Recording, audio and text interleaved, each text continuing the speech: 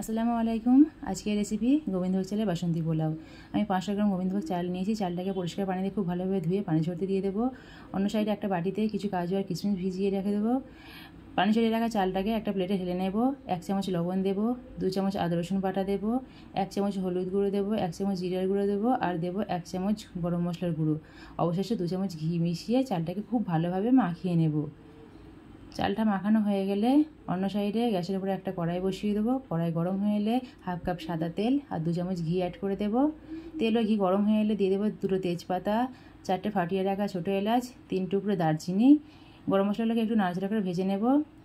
এরপর ভিজিয়ে রাখা কাজু কিশমিশ দিয়ে একটু হালকা করে ভেজে নেব। ভাজা হয়ে গেলে মশলা মাখিয়ে রাখা চালটা দিয়ে দেবো। চালটাকেও কিছুক্ষণ ভেজে নেব। চালটা ভাজা হয়ে গেলে পরিমাণ মতো পানি অ্যাড করব। যতটা চাল তার দ্বিগুণ পানি, মানে আমি 500 চাল নিয়েছি, এখানে 1 লিটার পানি অ্যাড করব। পানি দেওয়া হয়ে গেলে এটাকে 10 মিনিটের জন্য ঢাকা দিয়ে ঢেকে দেব। 10 মিনিট পর ঢাকনা খুলে দেখব পানিটা সবটা টেনে নিয়েছে। এরকম অবস্থায় 1 চামচ পরিমাণ চিনি আর 2 চামচ পরিমাণ ঘি অ্যাড করে দেব। এটাকে আবারও খুব ভালোভাবে নেড়েচেড়ে মিশিয়ে নেব। মেশানো হয়ে গেলে গ্যাসের ফ্লেমটা অফ করে ঢাকনাতে ঢেকে রেখে দেবো। রেডি হয়ে গেলে আমার বাসন্তী পোলাও। আল্লাহ হাফিজ।